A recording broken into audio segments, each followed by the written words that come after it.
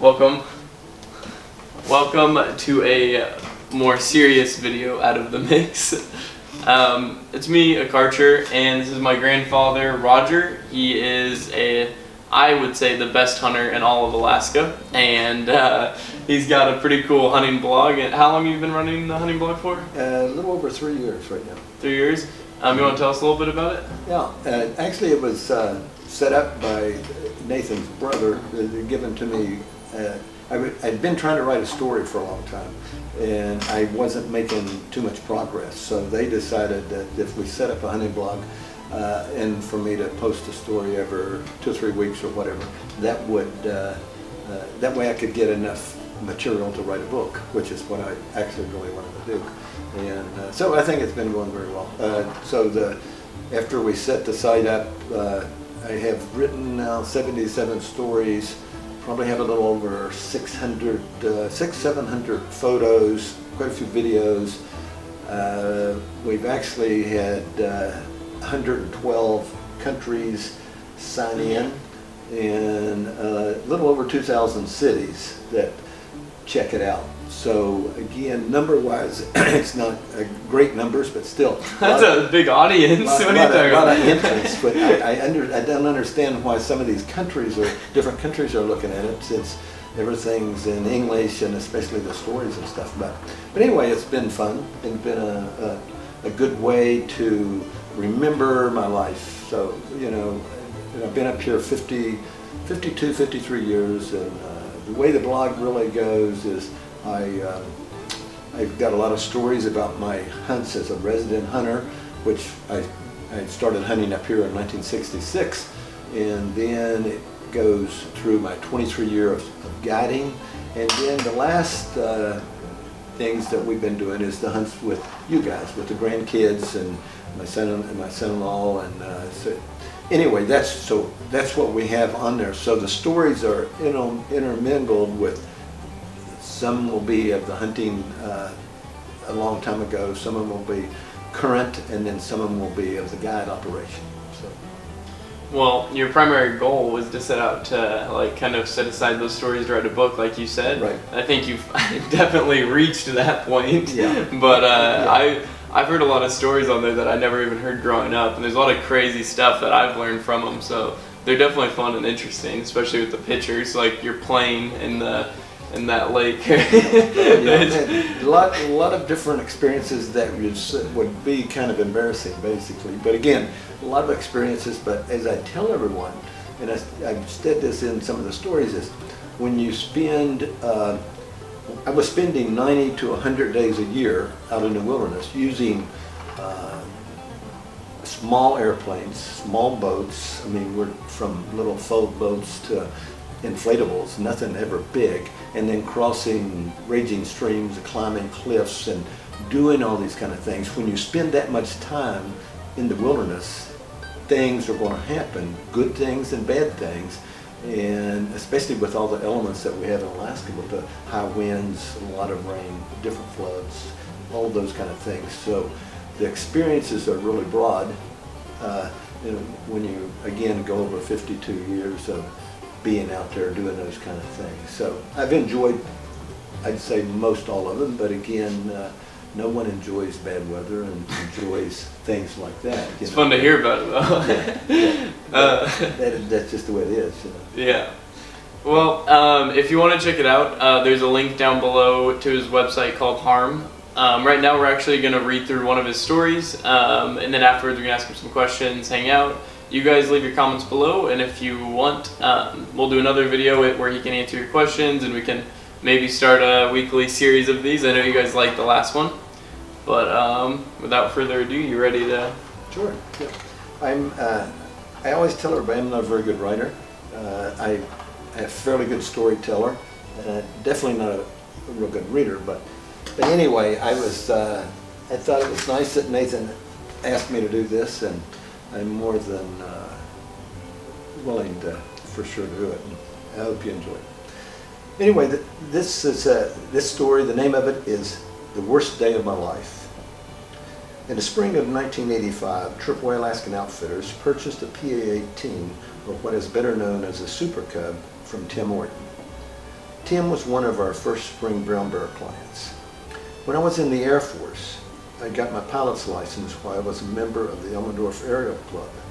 A few years later, I went to Pat's Flying Service at Merrill Field and used my GI Bill to obtain my commercial pilot's license.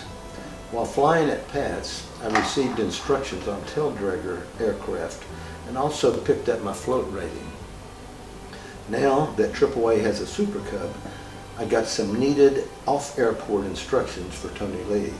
Tony was a friend and a guide and a good Super Cub pilot. For 2 months or better, I practiced on the Knik River, sandbars, and other short strips that I could find. I was feeling fairly comfortable for our upcoming hunting season. My daughter Kimberly was getting married on August the 3rd. My mother, my sister, and her family came up from West Virginia for a vacation and the wedding. Since this was their first trip to Alaska, we were excited and had many things planned while they were here. My brother-in-law, Larry Buchanan, loved hunting and fishing, so I decided to take him to our new camp in the Wrangels. It was July the 18th, 1985, that became the worst day of my life. It was one of those beautiful Alaska sunny summer days when Larry and I excitedly left Anchorage in the Cub for Bryson Bar.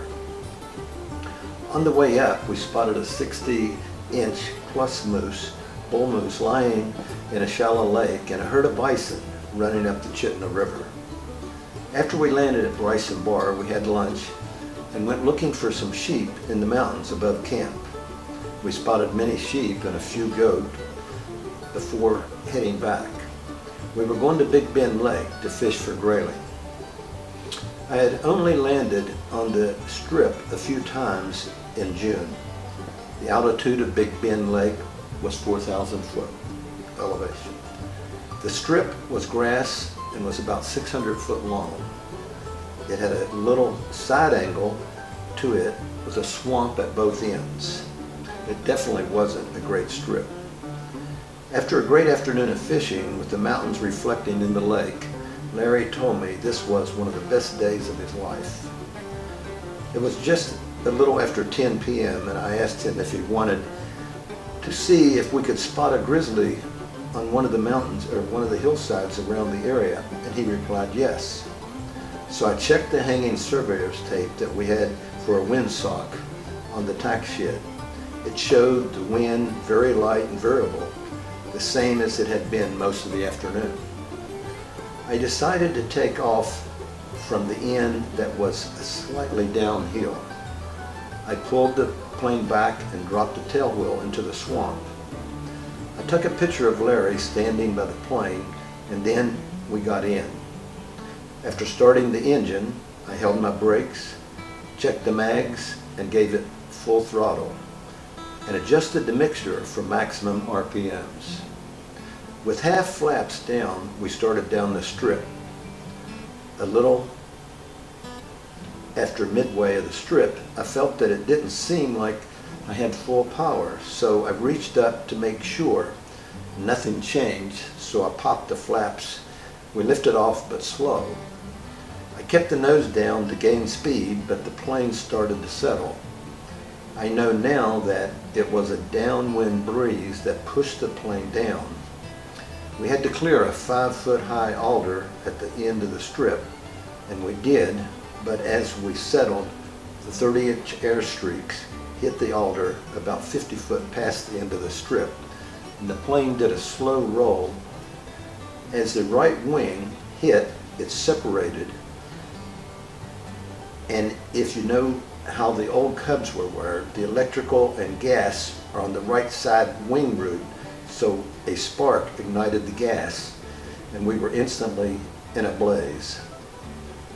I could hear the windshield break, so while upside down, I released my seatbelt and scrambled out of the burning plane. I was on fire, so I rolled in the swamp and put out my fire. As I looked back at the plane, the flames were 5 to 10 foot high, and I was screaming for Larry to get out. I got to within 5 to 6 foot of the roaring flames, and he finally crawled out. I immediately picked him up and carried him to the cabin, which was about midway and above the runway.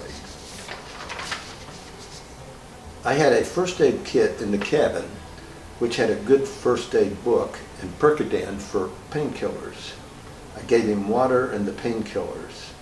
The first aid book said to give lots of water, and I did, but he started throwing up. I was later told that he was burned over 80% of his body, with first, second, and third degree burns. He passed away at 7 a.m. that morning.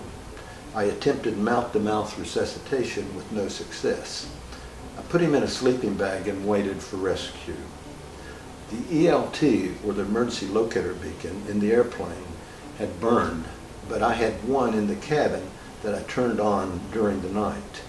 While I was waiting for rescuers to come, I had a fire ready with some old roofing and gas that would send up lots of smoke.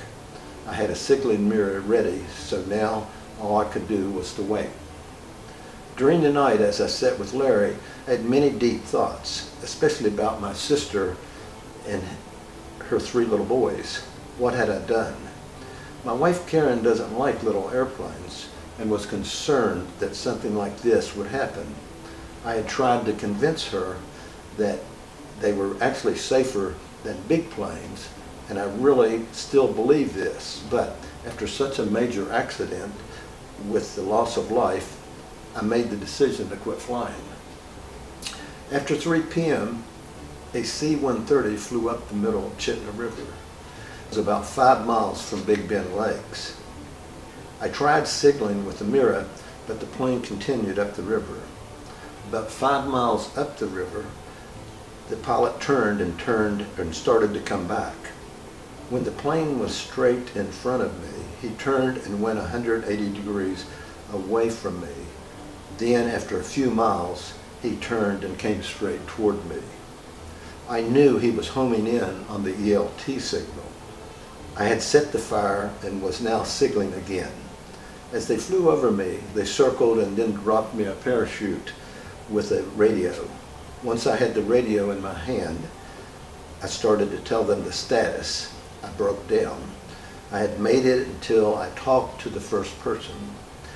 They told me there was a civilian helicopter working in the area and that they would pick me up in about 30 minutes.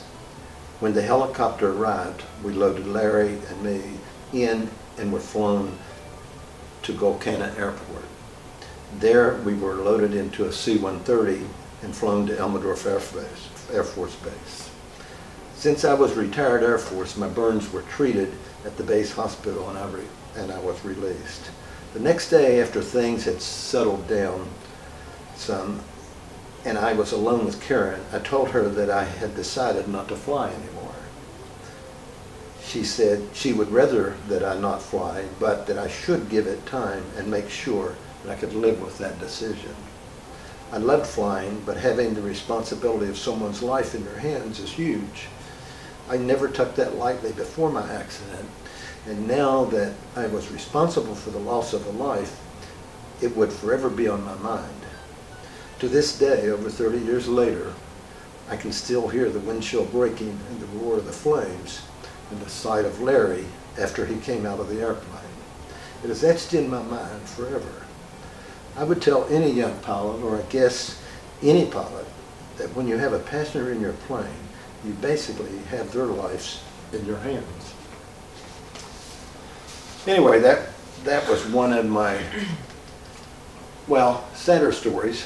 And again, worst day of my life. But anyway. Well, I really appreciate you coming on and telling it. That's really sad. I'd never heard it I guess I'd never heard you tell it that thoroughly. But I definitely was able to picture all of it. Yeah. That's really sad. Yeah, it was, the thing is, I as I said in the story, I had practiced, I had got instruction from 2 or 3 different pilots, other pilots. To be a bush pilot in Alaska, it takes a lot of practice, and it takes a lot of, literally you just have to do it. And you do it without people in the airplane, and that's what I was doing, and I did that for a long time. And the strip that I was landing on, I actually landed later on that strip with another airplane. I got the engine of that airplane had a 150, or a 150 horsepower engine. I later got a 160, and there's definitely a difference between the two, especially in high altitude. And you need all that you can get. But the thing is with airplanes and lift, and when you have, I was at 4,000 foot elevation, so it's called density altitude. As you get higher in the altitude, the air gets thinner. So you need more horsepower and you need more lift to take off. Super Cub is a fantastic plane if you have 20 or 30 mile an hour wind. I mean, it's just like a helicopter. You just up and you go. Yeah. And so the thing after the accident, my next plane, as I was explaining, so right here above you is the wing root, and that's where the gas was and the electric was. Doesn't seem smart to have those two right side by side. As soon as this is a 1954 airplane, that's the way they were designed. So when that plane rolled like this and the wings separated, the separation, the gas, you got to dump like this and then instant spark, and boom, we were on fire. So my new plane, I moved that away from the gas, so I put it on the side panel. So there's things that you can do to keep that from happening, and many people do the same thing. But if you, a lot of times you get an old Cub and it'll be just like that. It's still like that. Seems like a terrible design. Yeah, it really, when you think about it, it definitely is. But anyway, the experience really taught me a lot. And of course, I said that I was going to give up flying, and my wife was very good about it. She still didn't like the airplane. She's flown in it a lot. You know, I've flown the grandkids a lot. We've had some really neat experiences. It's really a nice little plane, but it's a very small little plane. It weighs just a little over 1,000 pounds. And again, it's a very safe airplane, but like anything else, things can happen. So, but anyway, that's kind of like you know, I've got all kinds of good hunting stories. I've got a lot of stories about bad things happening, and but I've got a variety of things on there. You got some ones of us killing some stuff. Me and the Real Alaskan and a Kindian. You got some funny ones on there. Oh yeah. Man, that was a good one though. It definitely makes you think, and also it doesn't sound like there's anything anyone could have done in that situation unless there's a different plane. Well, the thing is, Nathan, I think about it, and I think to this day, of course, I've sold my airplane about 5 years ago. But again, all through I only had 180 hours during that time, right at 180 hours. And I flew the airplane for 4,500 hours, 4,500 hours, and I never had another accident.